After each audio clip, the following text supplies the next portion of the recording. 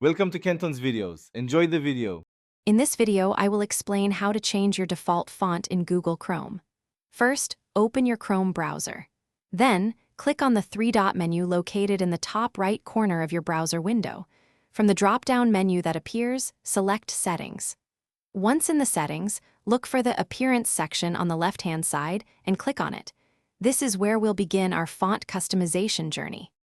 Now that you're in the Appearance settings, click on Customize Fonts. Here, you'll find several options to personalize your browsing experience. You can choose a new standard font that will be used for most text. Additionally, you have the flexibility to select specific fonts for serif, sans serif, and monospace text, giving you precise control over how different content types appear. Below the font family selections, you'll see options for adjusting font sizes. Use the font size slider to easily increase or decrease the overall text size on web pages.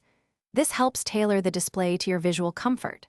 Furthermore, you can set a minimum font size to prevent any text from appearing too small, ensuring everything remains perfectly readable.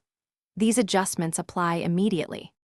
Good news, all the font changes you make in Chrome are saved automatically, so there's no need to click a separate Save button. Take a moment to browse a few different websites to see how your new font choices and sizes look.